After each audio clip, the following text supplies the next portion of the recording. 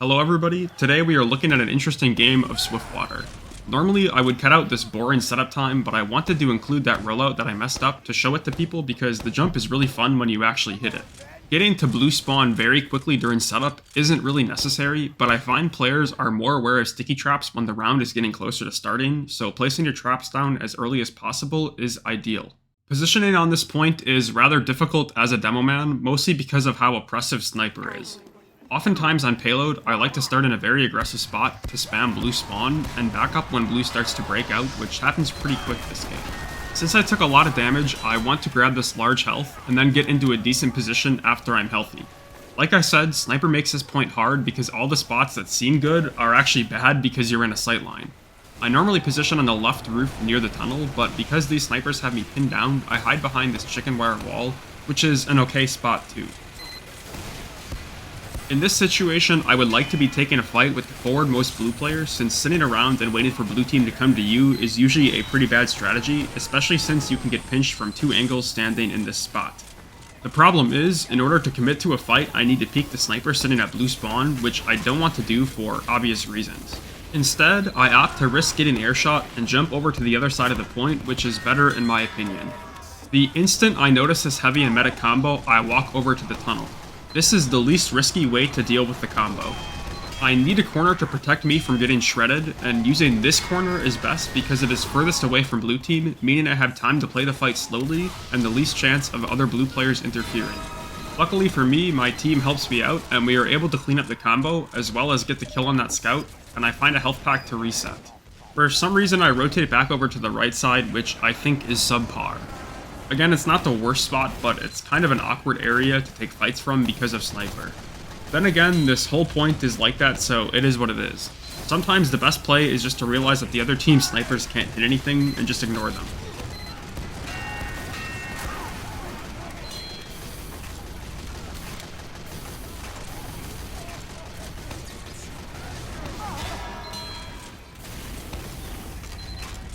Here you can see the classic demo gameplay loop of spam a bunch of projectiles, then back up to reload.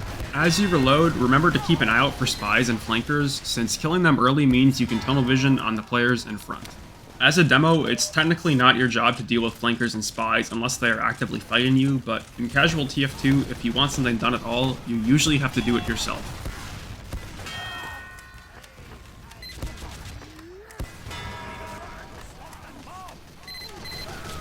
Even though I do 160 damage to that medic, I decide to back up because I don't have enough projectiles loaded to burst down the quick fix Uber. I decide to ignore the risk of getting sniped and climb to the high ground because their quick fix charge cleared my team out. I figured blue would be more aggressive here, but they aren't, so I drop back down because of that sniper. I didn't notice that the other blue combo was flanking me, otherwise I probably wouldn't have dropped down.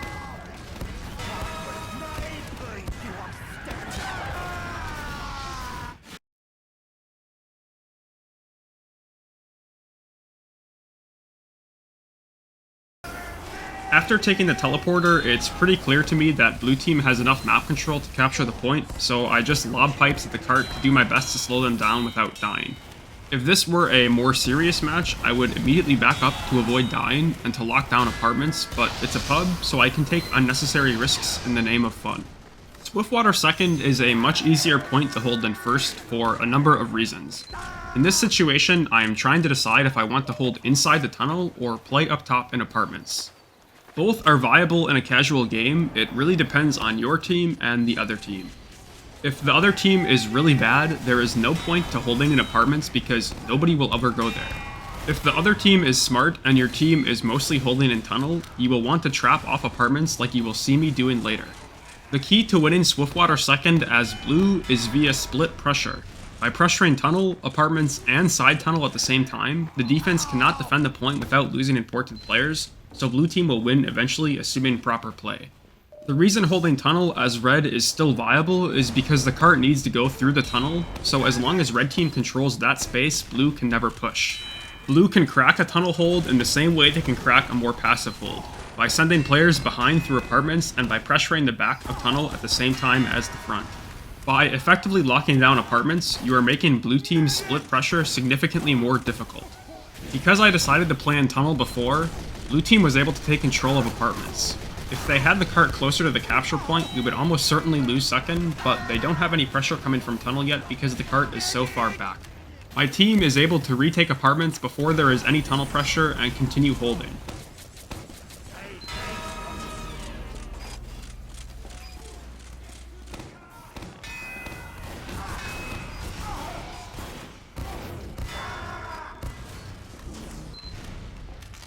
There are a couple of really nasty ways to watch traps on this shutter. The other team can see your stickies but not the demo watching them, so they risk opening the door. When you are standing here, you can see the top of the door moving and instantly detonate. Ideally, you will be putting your stickies right at the middle of the door so they aren't getting blocked by the partially closed door.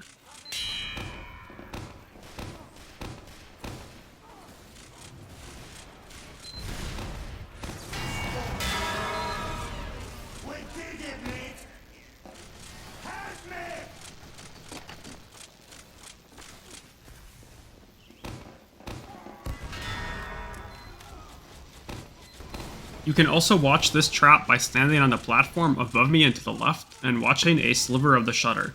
It doesn't really matter how you watch the trap, but I prefer this spot because I can easily spam into the choke from this angle.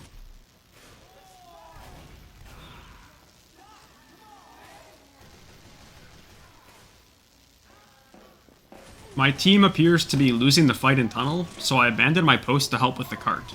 If the cart stays far back, my team will have time to retake apartments before blue team is threatening to capture, so cart time should be prioritized on this point. Apparently aiming is too difficult for me because that heavy survived for way too long.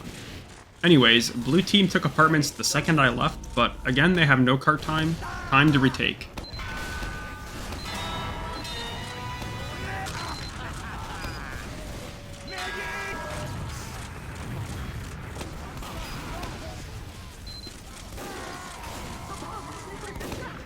When I was distracted spamming apps, blue was able to get a lot of cart time and also get a combo behind. This situation is getting pretty hairy, but as long as my team is able to control apartments and catwalk, it should be a winnable fight.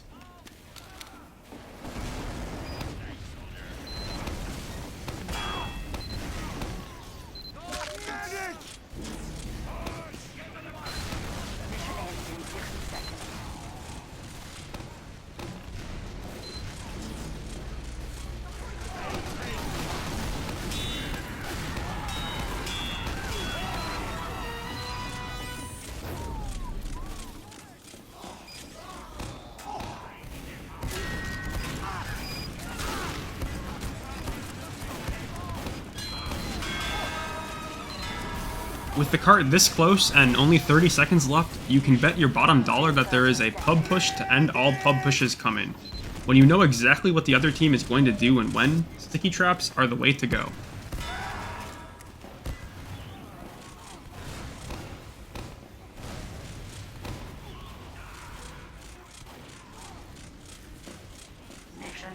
This is the other shutter trap watching angle I was talking about, by the way.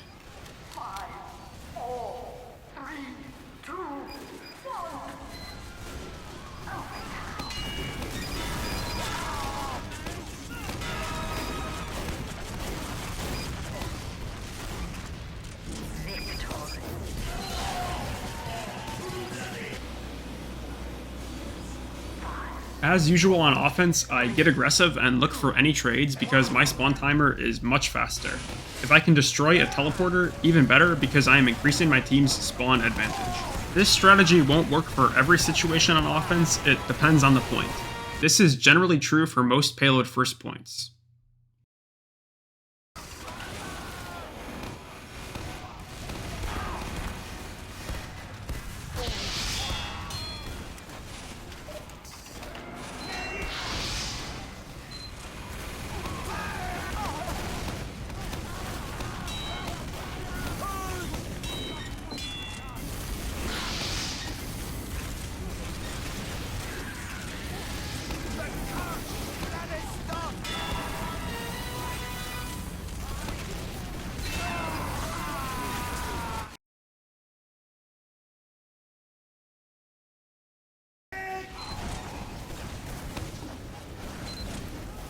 I think this positioning is terrible from me. I should either be playing by the cart or by the tunnel.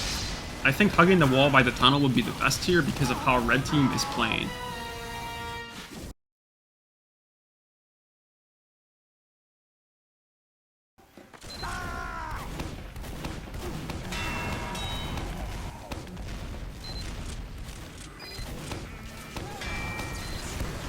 This is where I should have been positioning last life, but it's not a catastrophic mistake because I'm on blue team.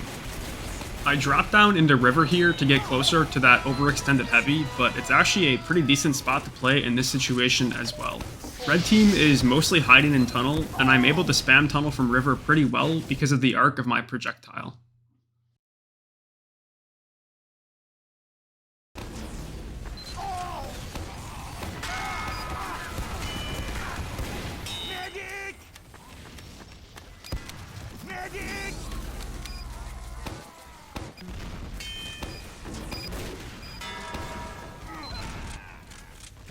Wow, shame on me. I saw my medic fighting that spy and I just left him out to die. I don't think I remember noticing that when I was playing, so maybe I didn't notice, but I should have went and helped my medic there.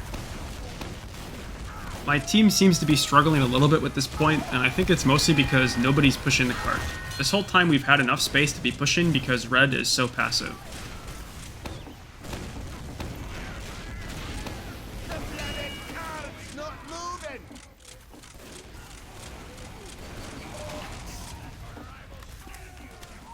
I make a really subtle mistake here. See if you can spot it.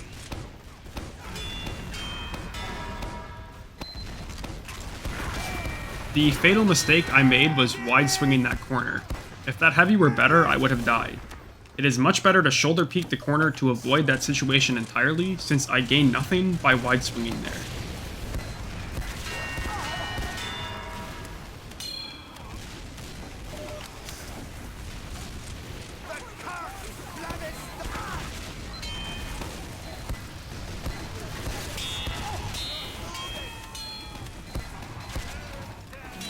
Ends in 30 seconds.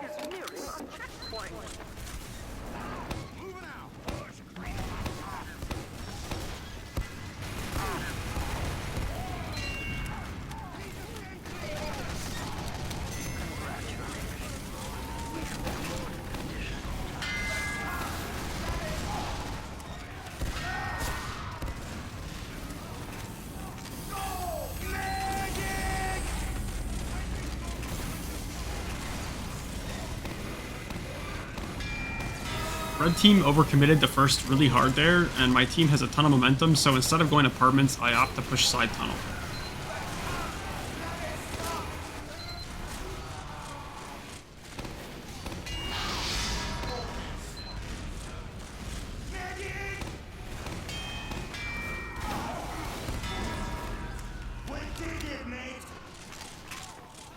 A lot of red team is dead, and I can see that my team is pushing the cart, so I commit to the point and try to take eyes off of my cart pushers and possibly get kills. In this situation, even if I'm unable to get any kills, as long as I can distract red team for long enough for my team to get the cart captured, it's a good play.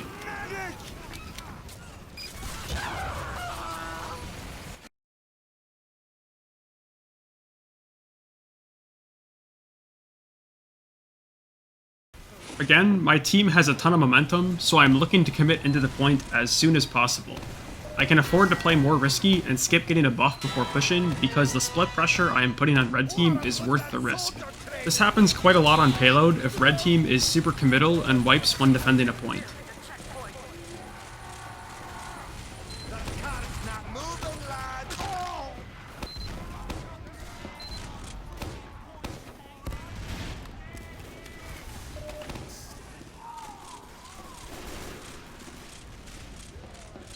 Watching this game again, I have no idea what the rest of my team is doing. My other Demoman is in for my T, and the Scout is in for main, so I guess the rest of my team is just hiding. That should have been a winning push.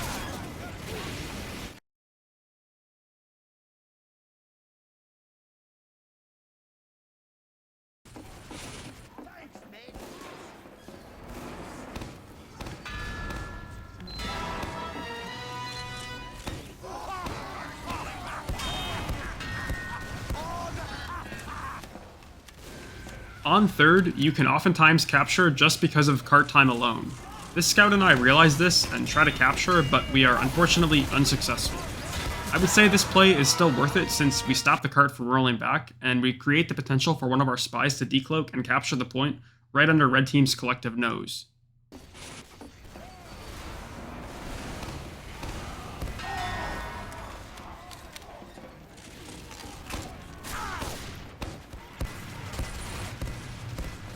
Capturing third is a huge deal for blue, since it moves the spawn all the way from first to third. Red team should really have a heavy or pyro standing on the cart in this situation to prevent this from happening.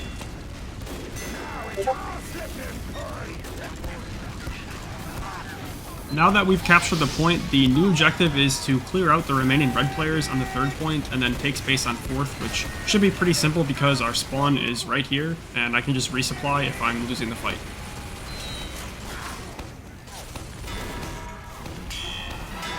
The red team again overcommits really hard to this point, so we should have an easy time pushing fourth. My team needs to get up and aggressive to take all this space, and unfortunately we're a little bit slow on that, so the fight is a bit harder than it needs to be. You can kind of see here, red team has an engineer getting set up and they have snipers posted up, so again we gave them a little bit too much time here. While we were clearing out the people on third, I think we should have had our players getting aggressive onto this point to prevent red team from having a chance of fighting this, but that's outside of my control, so it is what it is. Red team has only 5 players alive, but for some reason my team is cowering.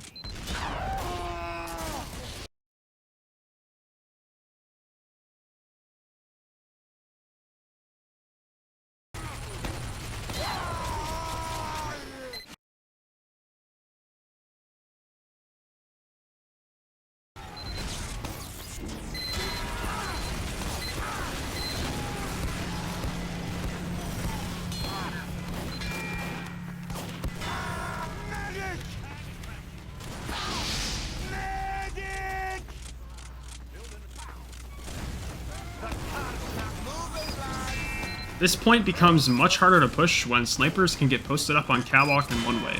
Again, if you wipe red on third, you can prevent this by taking space on fourth before the snipers respawn.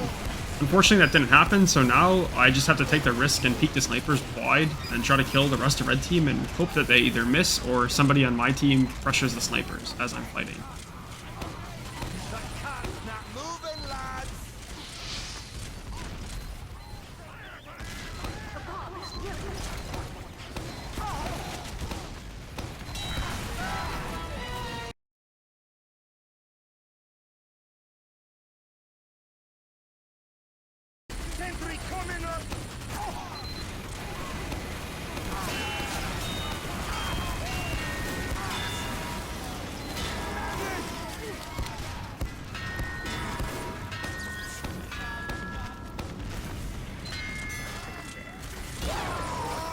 For some reason, I was weirdly obsessed with killing that sentry gun there, and I kind of ignored the sniper that was staring at me, but my team captures, so it's really not that big of a deal. And here, I see that red team has a lot of players dead, and I want to prevent the engineers from getting set up, or they will inevitably always set up, so I'm peeking early to try to stop red from getting the defense in.